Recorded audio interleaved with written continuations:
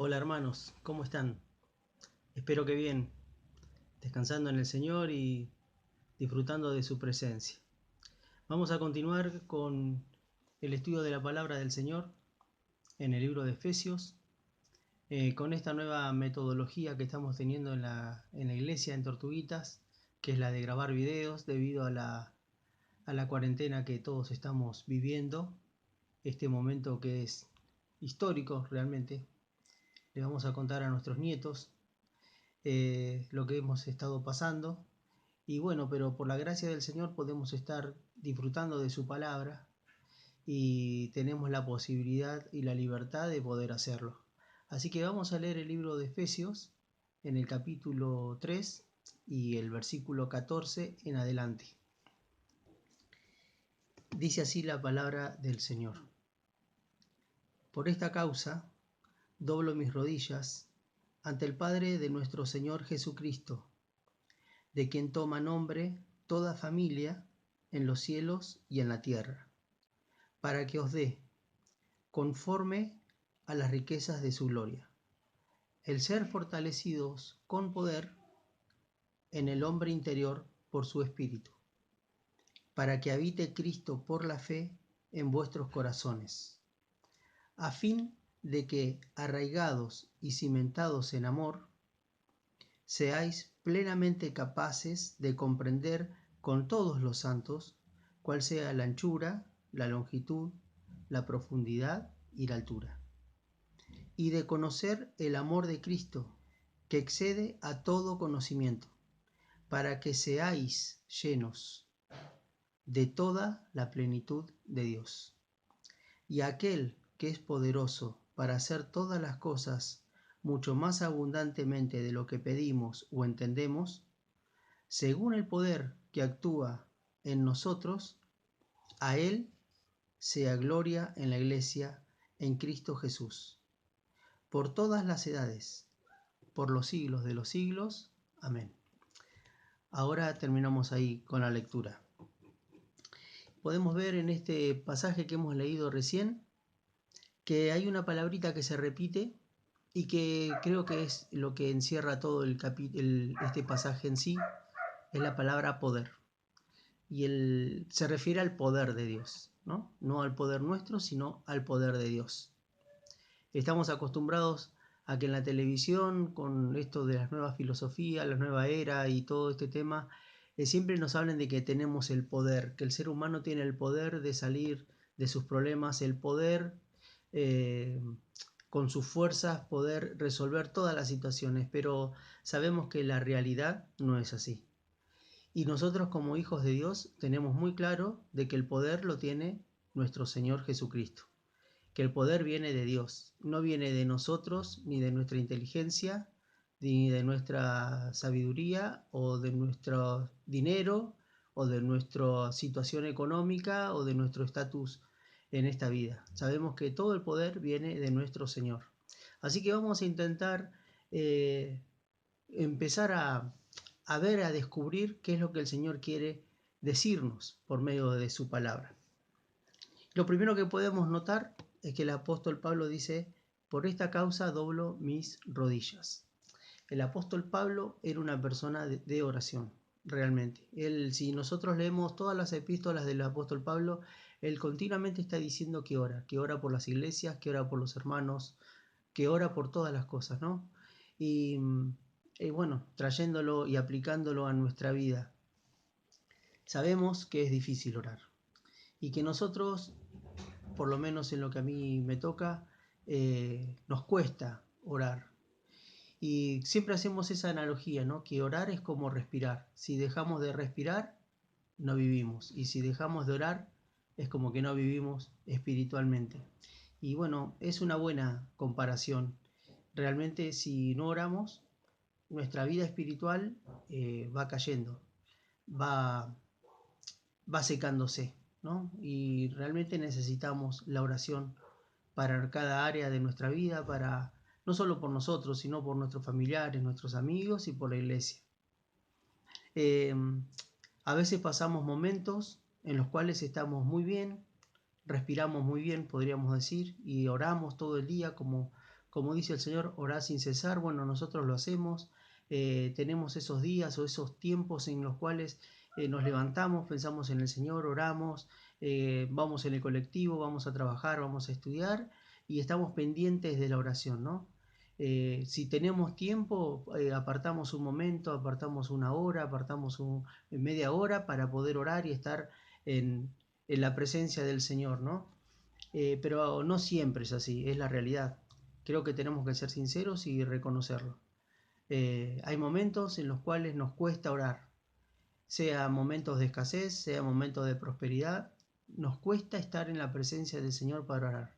Y es algo, creo, normal y natural, porque orar es estar en el Espíritu, es estar, digamos, sembrando en cuanto a lo que es eterno, en cuanto a lo que es del Espíritu. En cambio, el no orar justamente es sembrar para la carne, es eh, satisfacer nuestra naturaleza caída, ¿no? Y, y bueno, esa es una lucha que tenemos, en la cual tenemos que reconocerla y tenemos que afrontarla y tenemos que pedirle a Dios el poder justamente para orar. Eh, si nosotros lo comparamos con lo que es la respiración, el orar, bueno, a veces estamos, digamos, como en un lugar abierto, en la naturaleza, en los cuales, vieron cuando nos vamos de vacaciones o algún picnic, vamos a algún bosque, a algún lugar donde hay montañas, donde está el mar, donde hay ríos, y es como que abrimos nuestros brazos y respiramos profundamente y sentimos una sensación plena, ¿no es cierto? Estamos como disfrutando de ese momento. En cambio, cuando estamos enfermos, estamos con una gripe, estamos con un resfrío, nos cuesta respirar y realmente nos cuesta poder hacer las cosas diarias de una manera normal y natural. Bueno, el orar es así, ¿no? Cuando estamos pasando por buenos tiempos con el Señor en oración, es como que nuestra alma respira y se siente una sensación de plenitud y es como que sabe que el Señor está con ella y que podemos disfrutarlo y que podemos estar con Él y podemos compartir cosas con otros y no solamente orar por nosotros, sino también por los demás. Pero cuando estamos pasando momentos que no tenemos oración, que nos cuesta orar, que pasa un día, 2 días, 3 días sin orar, entonces empezamos a decaer, las tentaciones van apareciendo en nuestra vida, ya somos débiles ante la tentación y las cosas los problemas que se van sucediendo se van haciendo cada vez más grandes, ¿no? El Señor Jesús oraba y apartaba tiempo para orar y Él se levantaba de madrugada y realmente cada vez que él tenía que tomar una decisión, pasaba bastante tiempo con su padre en oración. ¿Qué era lo que oraba? No lo sabemos, no está registrado, pero solamente en algunos pequeños pasajes que dice de qué se trataba la oración que el Señor hacía. Me estoy acordando justamente del huerto de Getsemaní. Bueno, ahí nos cuenta cómo era la oración, pero no sabemos cómo lo hacía, de qué manera lo hacía. Bueno, creo que eso es porque tenemos que aprender a hacerlo, porque Dios nos da la posibilidad de que aprendamos a orar. Y una de las maneras de aprender a orar es conociendo su palabra, ¿no? Dice la palabra del Señor que si estamos en la voluntad del Señor, Él nos va a dar lo que le pedimos.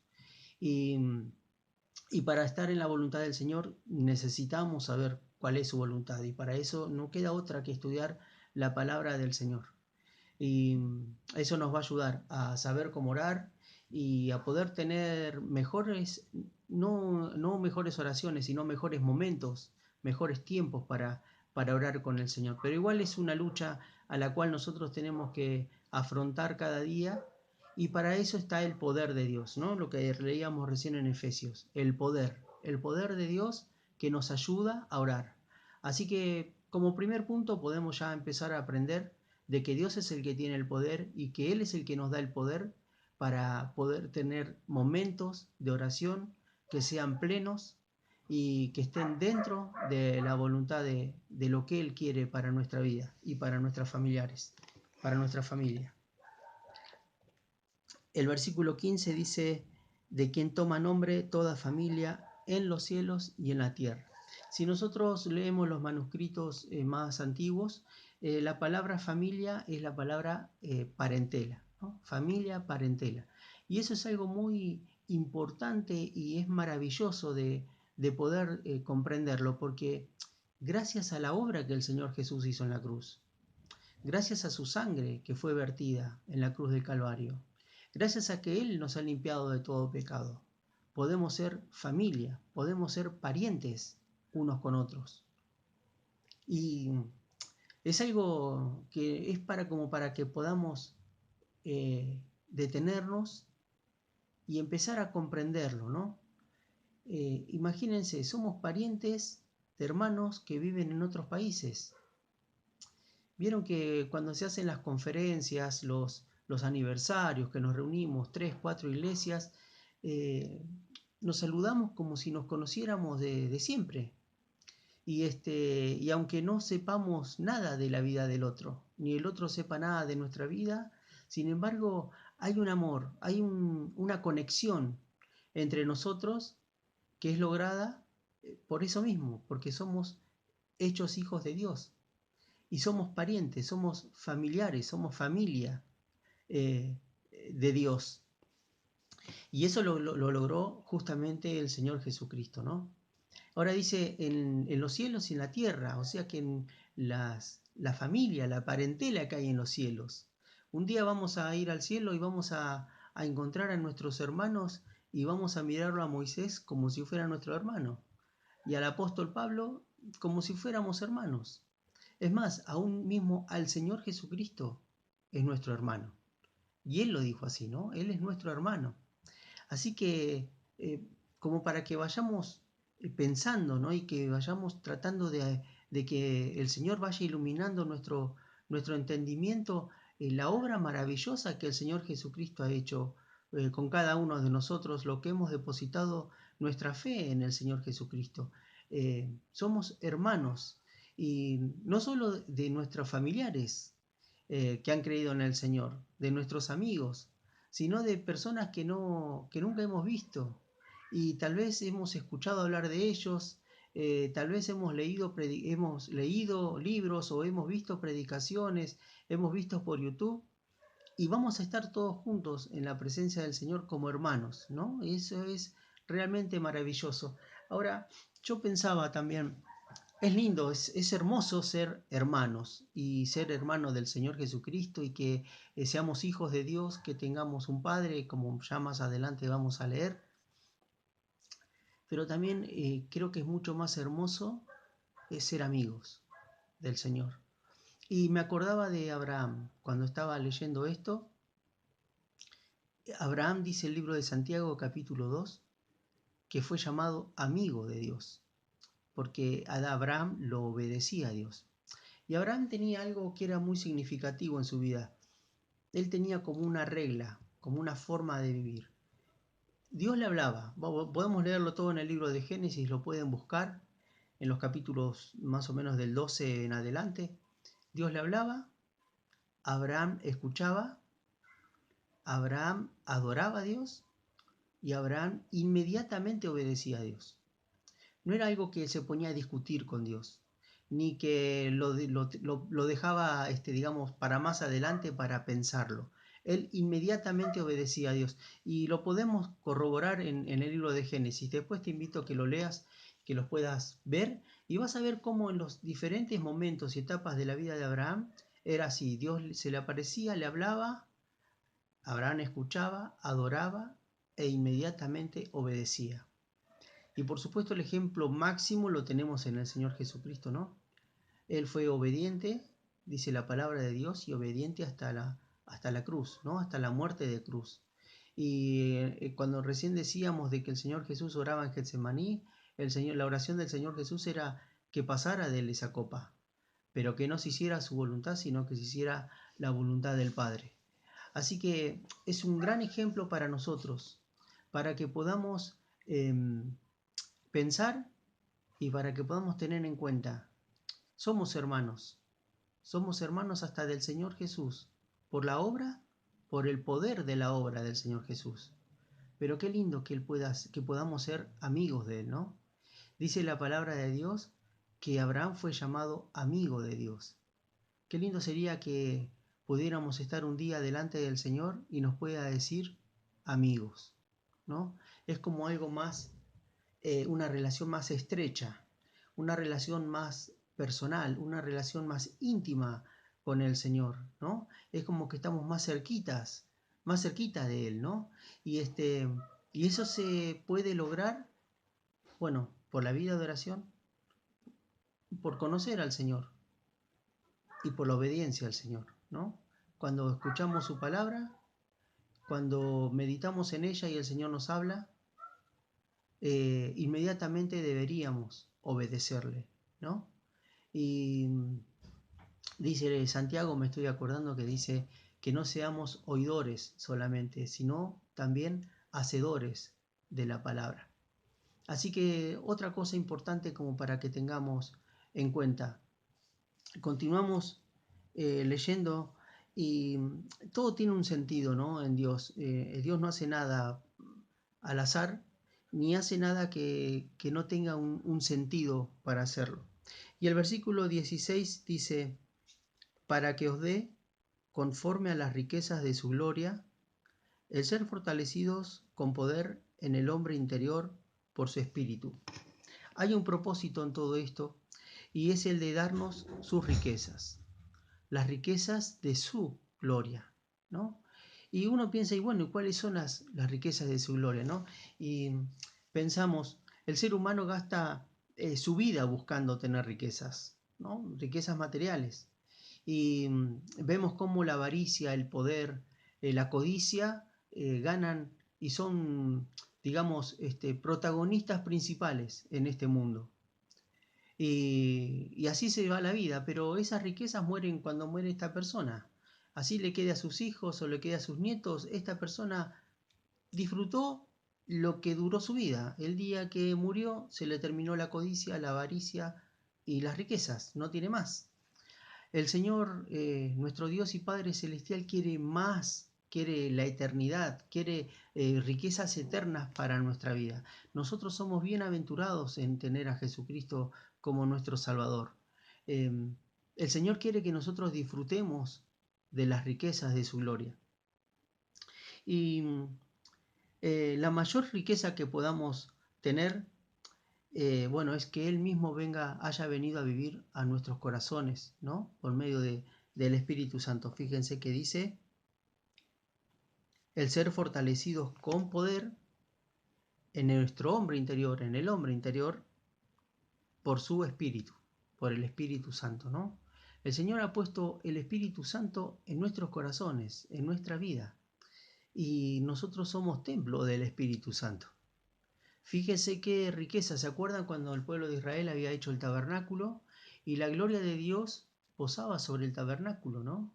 Era la gloria, era manifestada en una nube, pero era la gloria de Dios la que estaba en ese momento y era un lugar santísimo y era algo muy importante para el pueblo de Israel que la nube del Señor estuviera posando en el tabernáculo, ¿no? Significaba que Dios estaba con ellos, significaba que Dios los acompañaba, que Dios los sustentaba, que Dios los cuidaba, que Él los protegía, y así es con nosotros. El Señor quiere que nosotros sepamos y nos demos cuenta de que Él está en nosotros, cuidándonos, proveyéndonos, sustentándonos, guiándonos, fortaleciendo nuestra vida. Y eso es algo muy importante para que tengamos en cuenta, para que podamos pensar y podamos, digamos, estar con ese pensamiento, ¿no? En nuestra vida diaria, de que el Señor está conmigo, el Señor está conmigo. Y poder buscarlo en oración, poder buscarlo a Él en intimidad, sería algo grandioso para nuestra vida, ¿no? Sería algo importantísimo. No desperdiciar las bendiciones que el Señor nos ha dado, no desperdiciar las riquezas que el Señor nos ha dado, ¿no? A veces nos pasa en nuestra vida cotidiana con lo material, a veces tenemos mucho y lo malgastamos, ¿no? Y cuando pasa el tiempo bueno, que vienen los tiempos difíciles, nos empezamos a recriminar y arrepentirnos de haber malgastado el dinero. Bueno, hermanos, esto es algo mucho mayor. Esto es las riquezas de la gloria de nuestro Dios, que están en nuestro corazón y que Él quiere que nosotros las disfrutemos, porque Él tiene el poder para hacer que nosotros disfrutemos de sus riquezas. Es algo impresionante, o sea, es para que continuemos estudiándolo y viéndolo en nuestros hogares, ¿no? Eh, el versículo 17 dice, para que habite Cristo por la fe en vuestros corazones. Lo que hablábamos recién, ¿no? El Espíritu, Dios habita en nuestros corazones. Por la fe, dice, a fin de que arraigados y cimentados en amor. Y acá me voy a detener. Si leemos para que habite Cristo por la fe, podemos también leer, porque está en los manuscritos más antiguos, para que habite a medida que confiamos en Cristo, ¿no? Podemos ver que la palabra fe aquí es algo que nos corresponde a nosotros, es nuestra responsabilidad. Es a medida que confiamos en Cristo, el Señor nos va mostrando más sus riquezas. Esa es la idea. Cuanto más yo confío en el Señor, más disfruto de las riquezas que Él tiene preparadas para mí. ¿Se comprende, hermanos, la idea? Es a medida que confiamos en Él. Para que habite Cristo por la fe en vuestros corazones, a fin de que arraigados y cimentados en amor. Y ese poder que el Señor quiere demostrarlo, que quiere mostrarnos a nuestra vida y que lo tiene para nosotros, lo muestra de dos maneras, ¿no? Está arraigado y cimentado. Ya sabemos que cuando un árbol es muy alto tiene que tener mucha raíz y que cuando un edificio es muy grande tiene que tener muy buenos cimientos. Y los cimientos y las raíces que el Señor nos muestra es en amor. En amor. Y uno dice, bueno, enamora que no enamora a los hijos, enamora a la familia. Bueno, sí, eso sí, por supuesto. Pero el Señor Jesús dejó bien demostrado cuál era el tipo de amor que quería para nosotros. Y vamos a ir a Marcos, vamos a leerlo. Es algo muy conocido, pero está bueno siempre que lo tengamos en cuenta. Marcos capítulo 12, versículos 30 y 31, a una pregunta que le hacen al Señor Jesús. Y el Señor Jesús dice así, amarás al Señor tu Dios con todo tu corazón y con toda tu alma y con toda tu mente y con todas tus fuerzas. Este es el principal mandamiento, dice el Señor. Y el segundo es semejante, amarás a tu prójimo como a ti mismo. No hay otro mandamiento mayor que estos. El Señor Jesús resume toda la ley, dice la palabra de Dios, en estos dos mandamientos. El amor, arraigados y cimentados en amor. Y cuando hablamos de amor, pensamos en cuando tenemos que perdonar, pensamos en cuando tenemos que pedir perdón, pensamos en cuando no tenemos que ser rencorosos, pensamos en cuando no tenemos que estar con ira ni con enojo. El amor que no es el amor fácil, que no es el amor filial, el que yo pueda amar a mi hijo, puedo amar a mi esposa, a mi papá, a mi hermana, a mi mamá. No, no, no, es el amor sacrificial, es el amor que Jesucristo tuvo por cada uno de nosotros, que estábamos perdidos, dice la palabra de Dios, en nuestros delitos y pecados, y que éramos enemigos de Dios. Sin embargo, Cristo tuvo ese amor para con nosotros, el de salvarnos, el de morir por nosotros en una cruz de vergüenza, de dolor, y entregar su vida por cada uno de nosotros. Bueno, ese amor es el que pide Dios, ¿no? Y claro, cuando nosotros pensamos en eso decimos, es imposible, no puedo. Pero sin embargo, Dios te está diciendo que tiene el poder para que vos puedas amar de esa manera, para que yo pueda amar de esa manera. Dios tiene el poder y hay que buscar ese poder en Dios en oración. Ya tenemos la palabra del Señor. ya nos está diciendo lo que Dios quiere. Y acuérdense, a medida que confiamos en Cristo, a medida que vamos creciendo en la fe, a medida que vamos conociendo a Cristo, vamos recibiendo más de su gloria. Vamos conociendo más su gloria, podríamos decir mejor, ¿no? Porque ya recibimos la gloria del Señor en nuestro corazón, solamente que la tenemos que descubrir. Por eso es que si vos estás con rencor con algún hermano, si tenés problemas con alguien, si tenés problemas en tu familia, si tenés problemas para perdonar o para pedir perdón, bueno, Dios tiene el poder para que puedas perdonar o que puedas pedir perdón. Tal vez te han hecho mucho daño, mucho mal en tu vida. Tal vez sea justificado el rencor que tengas. Es muy probable que sea justificado. Y que si lo ponemos a la justicia humana, tenés toda la razón del mundo. Pero el Señor quiere que cambies. ¿Sabes por qué? Porque ese rencor, ese odio, esa sed de venganza, no permiten que puedas vivir una vida cristiana en abundancia.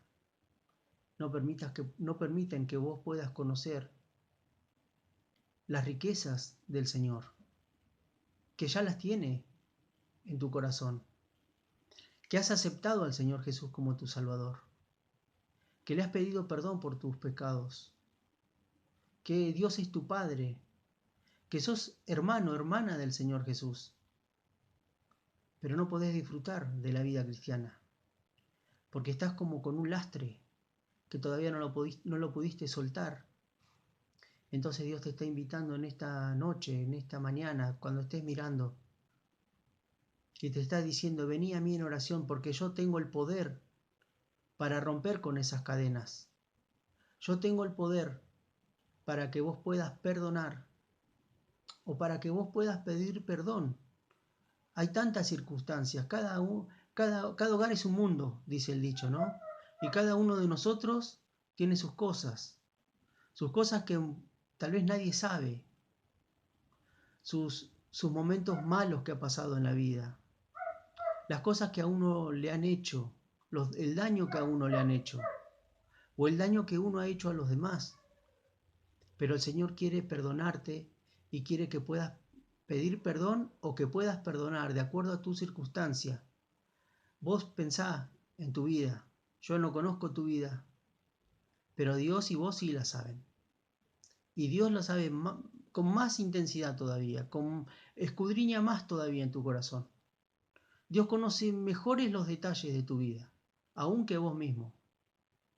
Por eso te animo a que busques el poder de Dios y que puedas descubrir una vida cristiana plena, una vida con el Señor en total plenitud. Y dice así la palabra del Señor en el versículo 18.